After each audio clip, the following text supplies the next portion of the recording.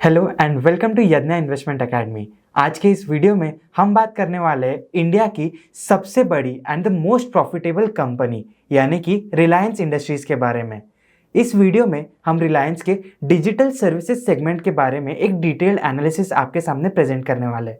लेकिन उसके पहले अगर आपने रिलायंस के oil and new energy business और रिटेल बिजनेस के वीडियोस जो डिटेल्ड एनालिसिस हम लोगों ने प्रेजेंट किए हैं वो अगर आपने नहीं देखे तो please do check out them. तो शुरू करते हैं डिजिटल सर्विसेज ये बिजनेस के बारे में। अगर हम ओवरऑल कंट्रीब्यूशन देखते हैं जो रिलायंस इंडस्ट्रीज़ का रेवेन्यू और एबिट टर्म्स में है तो जो डिजिटल सर्विसेज सेगमेंट है वो काफ़ी recently one of the newest segment है कंपनी के लिए एंड रेवेन्यू कंट्रीब्यूशन में अभी उसका कंट्रीब्यूशन काफ़ी कम है। लेकिन अगर हम उसे बॉटम लाइन के टर्म्स में देखें तो it is the segment that is driving the profitability of the company. हम ये अगर दो चार्ट्स अगर आप अपनी स्क्रीन पे देख रहे हो तो जो सेगमेंट रेवेन्यू है और जो सेगमेंट इबिट है तो उसमें जो ग्रीन पोर्शन जो दिख रहा है दैट डिटरमाइंस कि कौन सा सेगमेंट कितना कंट्रीब्यूट कर रहा है and we can clearly make out कि जो डिजिटल सर्विसेज सेगमेंट है ये कितना इंपॉर्टेंट एक सेगमेंट बन चुका है Reliance Industries as a company के लिए। तो कंपनी के जो 3 मेजर सेगमेंट्स है उसको हम एक बार एक ओवरव्यू देखते हैं कि कैसे है। तो रिलायंस इंडस्ट्रीज़ के अंदर 3 बिजनेस आते हैं मेजरली, ऑयल टू केमिकल्स यानी कि जो उनका O2C सेगमेंट है, देन उनका डिजिटल सर्विसेज सेगमेंट और रिटेल सेगमेंट। तो डिजिटल सर्विसेज जो ये सेगमेंट है इसके under they operate 5 various businesses. तो उसमें सबसे पहला आता है मोबाइल सर्विसेज। इस सेगमेंट में वो कंपनी अपना टेलीकॉम बिजनेस ऑपरेट करती है यानी कि जो रिलायंस जियो हम जो नेटवर्क है जो टेलीकम्युनिकेशन नेटवर्क है that comes under the mobile services business. Then उसके साथ साथ company fixed broadband services, setup box, market place and Jio platforms के अलग अलग बिजनेसेस भी रन करती हैं। सबसे पहले हम ये कंपनी का जो ऑर्गेनाइजेशनल स्ट्रक्चर है वो कैसा है वो देखते हैं। तो जो डिजिटल सर्विसेज सेगमेंट है उसमें कंपनी के पास वेरियस कंपनीज और एसोसिएट्स है जो इस सेगमेंट का में कंट्रीब्यूट करती है। लेकिन जो सबसे मेजर सब्सिडियरी है रिलायंस के लिए वो है जियो प्लेटफॉर्म्स लिमिटेड। तो डिजिटल सर्विसेज का जो रेवेन्यू था FY23 में वो अराउंड 1,19,000 करोड़ का था एंड सिर्फ जियो प्लेटफॉर्म्स का इंडिविजुअल रेवेन्यू ही 1,15,000 करोड़ का था। तो दैट डिटरमाइंस कि the entire majority of the entire business comes from Jio platforms limited. Jio platforms के अंडर एक और सब्सिडियरी आती है रिलायंस जियो इन्फोकॉम लिमिटेड जो इस कंपनी की होली ओन सब्सिडियरी है। रिलायंस जियो का जो रेवेन्यू है that contribute to 76% of the total digital services segment का रेवेन्यू। सो दैट डिटरमाइंस कि जो टेलीकॉम बिजनेस है that is one of the major driver of this segment. Telecom business को डिटेल में समझने के पहले हम जो टेलीकॉम इंडस्ट्री है उसका एक ओवरव्यू आपके सामने प्रेजेंट करेंगे। तो जो अगर हम लास्ट 10 ईयर्स पहले की बात देखते हैं तो 10 ईयर्स पहले तक टेलीकॉम इंडस्ट्रीज में काफ़ी सारे प्लेयर्स थे, मोर देन 10-12 प्लेयर्स हुआ करते थे। एंड अगर हम जियो की एंट्री के बाद देखते हैं post Jio there are currently only 4 major players that is Reliance Jio, Bharti Airtel, Vodafone Idea and other is BSNL। Vodafone Idea is continuously losing their subscriber base, तो उनका मार्केट शेयर जो है वो कंटिन्यूसली डिक्रीज हो रहा है and Bharti Airtel and Reliance Jio are the 2 companies जो consistently market share gain कर रही है एंड करेंटली ये दोनों कंपनीज मोर देन 70% का मार्केट शेयर ओन करती है। अगर हम ये देखते हैं कि इन दोनों कंपनीज का जो AGR बेस्ड मार्केट शेयर है, AGR stands for adjusted gross revenues. Gross revenues जो टेलीकॉम बिजनेस से आते हैं प्लस जो अदर रेवेन्यूज़ ये कंपनीज अर्न करती है। फॉर एग्जांपल अगर उनको टेलीकॉम टावर्स से कोई रेवेन्यू होता है तो this is a set matrix of the industry जो रेगुलेटरी बॉडी है TRAI उनके तरफ से ही ये मैंडेट आता है कि AGR टर्म्स में ये लोग मार्केट शेयर प्रेजेंट करते हैं। करेंटली AGR बेसिस पे जियो का market share is around 45% as of Q3 FY23।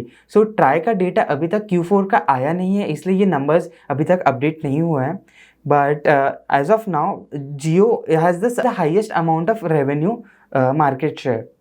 अगर हम VLR टर्म्स में बात करें, VLR और विजिटर लोकेशन रजिस्टर, ये वो मेट्रिक है जो डिटरमाइन करता है कि out of the total subscribers of the company how many are actively generating revenues for the company. So अगर हम एक्टिव सब्सक्राइबर्स के टर्म्स में देखें तो जो रिलायंस जियो है उसका एक्टिव सब्सक्राइबर्स का जो रेट है it is 92.56%, which is higher than the industry but comparatively way lower than Bharti Airtel जो ऑलमोस्ट 99% के अराउंड उनका ये रेशियो है.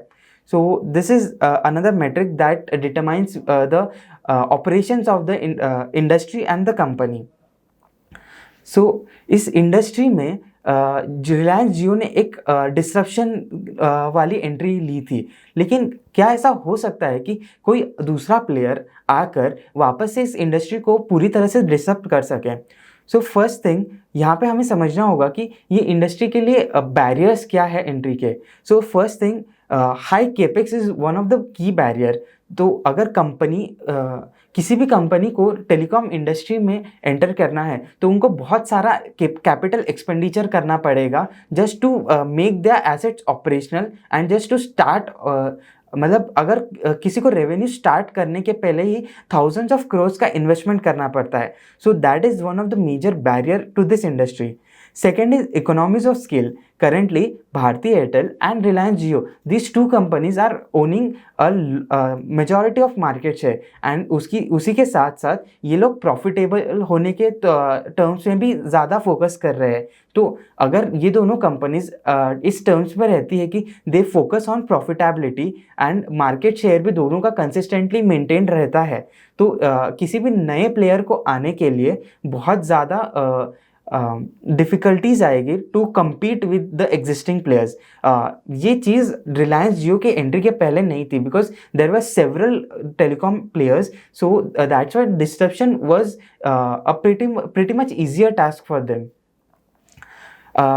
The third thing is profitability and जो स्पेक्ट्रम और लाइसेंसिंग फीस के वजह से इम्पैक्ट होती है. सो टेलीकॉम इंडस्ट्री में ऑपरेट करने के लिए गवर्नमेंट से हमें दो चीज़ें चाहिए होती है.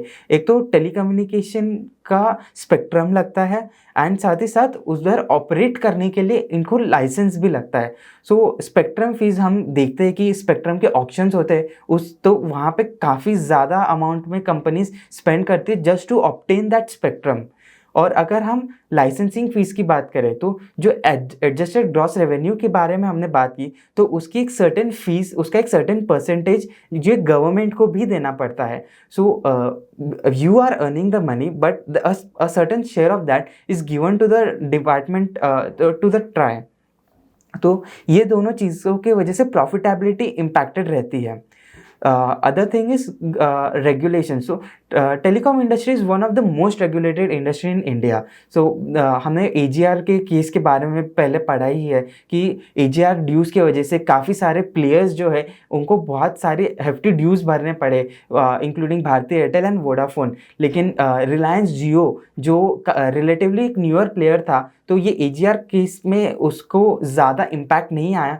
काफ़ी स्मॉल अमाउंट ऑफ पेनल्टीज ही रिलायंस जियो को पे करनी पड़ी थी.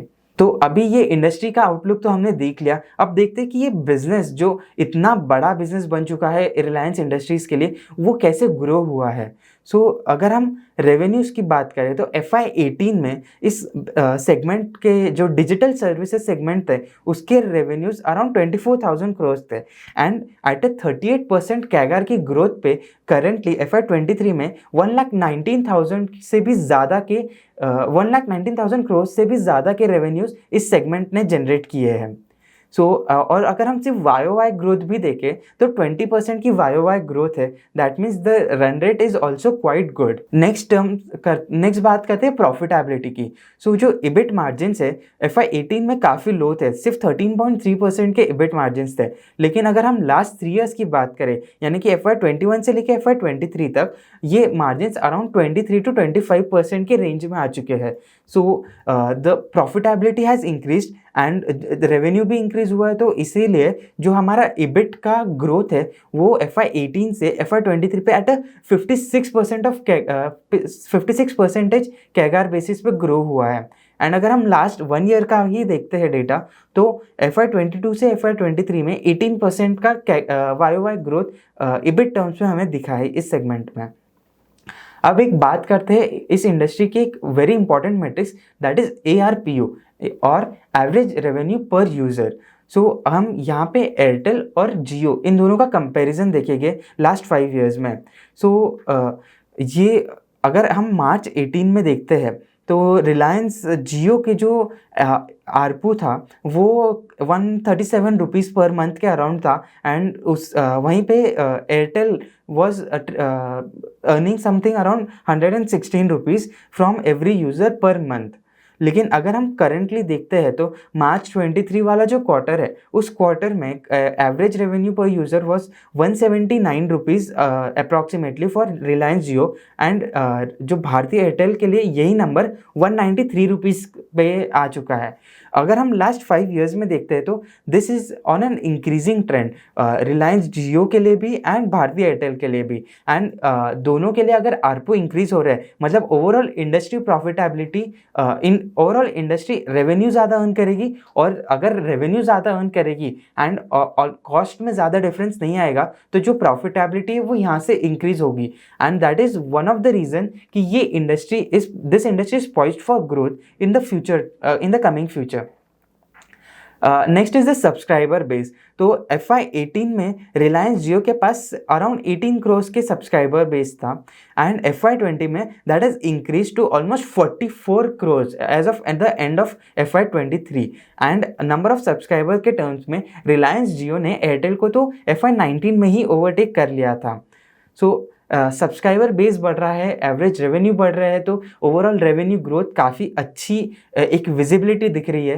अगर हम पेनिट्रेशन की बात करें तो इंडिया में जो एक्टिव इंटरनेट यूजर्स का पेनिट्रेशन है वो अराउंड 52% ही है।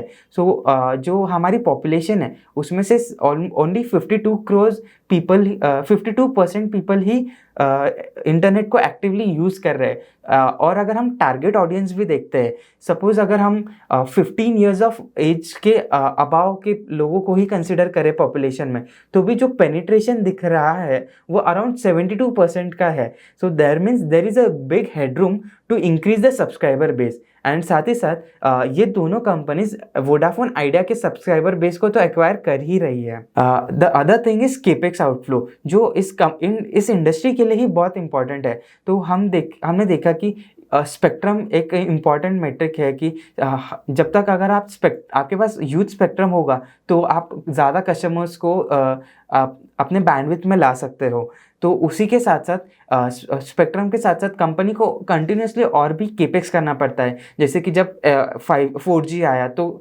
4G के लिए अलग सेटअप्स करने पड़े, अभी 5G का इंट्रोडक्शन हो चुका है तो 5G के लिए भी सभी कंपनीज़ को केपेक्स करना पड़ रहा है। तो capex is continuously high in this industry. तो अगर हम FY23 की टर्म्स में देखें तो अराउंड 33,000 करोड़ का केपेक्स आउटफ्लो रहा है सिर्फ, यानी कि कैश टर्म्स में इन्होंने इतना स्पेंडिंग किया है। यही बात आती है कि 5G की, तो 5G रोल आउट तो इंडिया में हो चुका है, but what is the current position and what are the metrics that they are targeting for the 5G roll out in India. So initially October 2022 में रिलायंस जियो ने अपना 5G लॉन्च किया था, and they targeted 5 major cities of India. Currently, as of April 2023, they have expanded their base to more than 2,300 cities and towns in India, and the company targets to generate a pan-India rollout by the end of 2023. सो एक ambitious target है, और अगर 5G ये introduce हो पाता है, अगर यहाँ पर एडॉप्शन अच्छा रहेगा तो मतलब ऑब्वियसली 5G के रेवेन्यूज़ भी ज़्यादा रहेंगे रादर देन 4G प्लान्स। तो रेवेन्यू टर्म्स में एक और ये पॉजिटिव एस्पेक्ट है रिलायंस जियो के लिए and for the overall industry as a whole. तो अगर हम स्पेक्ट्रम की बात करें कि कितना स्पेक्ट्रम है किसके पास है, तो अगर हम मेजर 3 प्लेयर्स की बात करें तो ऑलमोस्ट रिलायंस जियो का जो स्पेक्ट्रम बेस है वो वोडाफोन और एयरटेल का कंबाइंड स्पेक्ट्रम बेस जितना ही रिलायंस जियो का है. So that means it is having the highest bandwidth to onboard customers here. तो 24,880 मेगाहर्ट्ज़ का इनका 5G स्पेक्ट्रम है रिलायंस जियो का. जो रिसेंट ऑक्शंस हुए थे लास्ट ईयर, तो उसके हिसाब से ये नंबर्स है.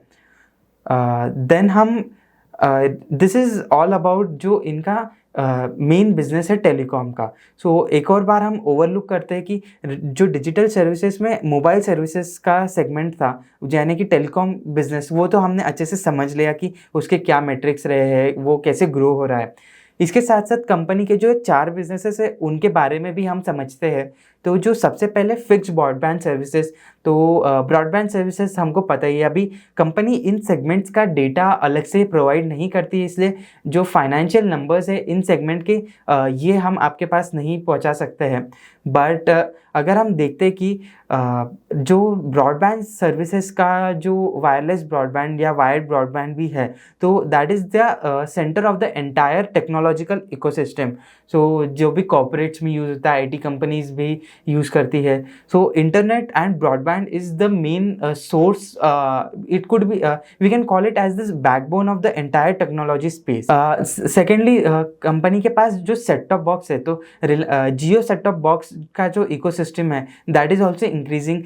इसमें कंपनी जियो के खुद के ओन्ड ऐप्स एंड साथ ही साथ थर्ड पार्टी ऐप्स को भी इंटीग्रेट कर रही है. तो जियो के ऐप्स लाइक जियो TV, जियो सावन, माई जियो, जियो जॉइन, सो ऐसे सारे ऐप्स का जो जियो सेट टॉप बॉक्स में इनकॉर्पोरेटेड है. साथ ही साथ नेटफ्लिक्स, वूट, डिज्नी हॉटस्टार, ये सारे जो दूसरे ऐप्स भी है तो वो भी यहाँ पे इनकॉर्पोरेट हो रहे हैं.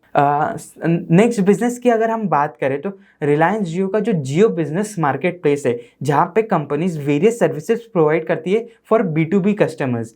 तो यहाँ पे company internet of things, cloud computing, साथ ही साथ SaaS as a service, ISV as a service, ISV यानी इंडिपेंडेंट सॉफ्टवेयर वेंडर, तो ऐसे मल्टीपल सर्विसेज वो प्रोवाइड करती है फॉर वेरियस बिजनेसेस जो मतलब इंटीग्रेट करते हैं रिलायंस के साथ, and they function as they integrate these functions into their business, they incorporate them. तो अगर हम ISV की बात करें, ISV इंडिपेंडेंट सॉफ्टवेयर वेंडर, यानी कि जियो जो है वो मल्टीपल सॉफ्टवेयर्स बनाता है एंड वो इनको रेंट आउट करता है to various companies so that they can use this softwares to operate their businesses well. तो कौन सी अगर हम इंडस्ट्रीज देखें तो एजुकेशन है, गवर्नमेंट कंपनीज को, ये गवर्नमेंट को प्रोवाइड कर रहा है ये software, health care industry, media entertainment, BFSI, manufacturing, ऐसे वेरियस सेगमेंट्स में ये लोग ISVs प्रोवाइड करते हैं. साथ ही साथ हॉरिजॉन्टल लेवल्स पे देखिए तो कौन से लेवल ऑफ बिजनेस पे इनके सॉफ्टवेयर यूज़ होते हैं, तो ERP सॉफ्टवेयर होते हैं, CRM सॉफ्टवेयर होते हैं, accounting, payment, security related software होते हैं. तो they are integrating everything for businesses too, so it's like you connect with Jio and make your business easy. That is the philosophy that they are putting up in the market here. Next thing is Jio platform. So Jio platforms is basically जहाँ पे ये various integrations करते हैं with various major businesses. For example Jio ने Google के साथ एक इनका पार्टनरशिप है जिसमें वो प्रगति OS डेवलप करने वाले इन कोलैबोरेशन विद गूगल. साथ ही साथ जो जियो मार्केट प्लेस है, तो जियो मार्ट बेसिकली, तो जियो मार्ट में हम देखते हैं कि इसका इंटीग्रेशन है व्हाट्सएप के साथ. तो जो कॉमर्स ऑन व्हाट्सएप ये जो थीम है, तो इसका प्रोविजनिंग भी जियो प्लेटफॉर्म्स के अंडर होता है.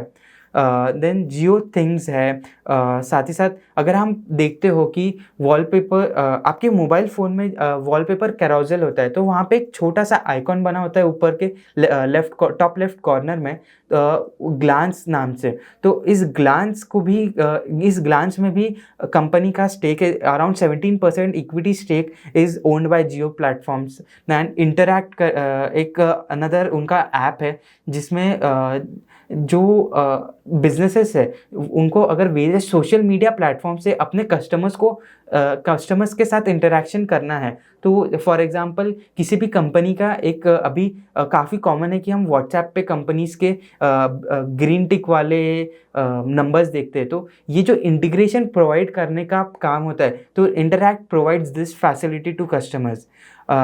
साथ ही साथ artificial intelligence, the hot topic of the town. तो जियो के पास एक ऐसी स्टार्टअप में इन्वेस्टमेंट है जिसका नाम है two platforms. So two platforms multiple artificial intelligence पे काम कर रहा है। एक और चीज़ है जो which could be the next big thing for the entire telecom industry. So Jio is in partnership with SES satellites, जो एक सैटेलाइट इंटरनेट प्रोवाइडर है। तो SES के साथ इनका सैटेलाइट कम्युनिकेशन के से रिलेटेड टाइप है। So where they have a JV where Jio owns 51% stake and SES owns 49% stake. So what they do here is they launch satellites into the lower orbit. So जो हमारी NASA या ISRO या जो हमारी दूसरी space research organisations की जो satellites होती है वो high above in the orbit होती है। बट अगर हम जो टेलीकम्युनिकेशन सैटेलाइट्स देखते हैं, तो telecommunication satellites they are very low as compared in altitude, तो as compared to the other satellites. तो ये सैटेलाइट्स सैटेलाइट्स क्या करती है, आपके पास एक रिसीवर होना चाहिए। उस रिसीवर के थ्रू आपको ये लोग वाईफाई यानी कि इंटरनेट से कनेक्ट करवाते हैं। So this is changing the entire telecom space. तो वी हैव सीन दिस कि स्टारलिंक के बारे में आप में से काफ़ी लोगों ने सुना होगा, जो इलॉन मस्क के स्पेसएक्स प्रोग्राम का एक पार्ट है। So they provide the same business. अगर हम स्पेसएक्स या स्टारलिंक की बात करें, तो currently they have 4100 satellites in they have launch 4100 satellites, उसमें से 3800 सैटेलाइट्स अभी करेंटली ऑर्बिट में हैं। एंड साथ ही साथ जो FCC है यानी कि जो US का जो कमीशनिंग बॉडी है, जो कम्युनिकेशंस डिपार्टमेंट को या कम्युनिकेशन इंडस्ट्री को रेगुलेट करता है, तो उन्होंने स्पेसएक्स को अराउंड 7500 सैटेलाइट्स लॉन्च करने का भी परमिशन दे दिया है। So this is something that is changing the entire outlook of the industry. तो this is also big risk कि अगर SpaceX इंडिया में आता है। वी हैव सीन कि recently Narendra Modi Elon Musk से मिले थे, तो हमारे प्राइम मिनिस्टर अगर वहाँ से इस बिजनेस के हेड से बात कर रहे हैं, तो he might be really trying to get into India, because India is one of the biggest market for the telecom industry, because population is the game here. तो यहाँ पे एक बहुत बड़ा रिस्क भी है कि अगर स्पेसएक्स इंडिया में आ जाता है या कोई दूसरे प्लेयर्स इंडिया में आते हैं, तो वो टेलीकॉम इंडस्ट्री को डिस्टर्ब कर सकते हैं। तो इसी के लिए जो रिलायंस जियो है वो एक्टिवली काम कर रहा है, and they have collaborated with SES to start these operations on their own. So this could be really a big thing for them. So this was all about Jio and the digital services segment of the Reliance Industries. So do let us know your comments about this video, and thank you.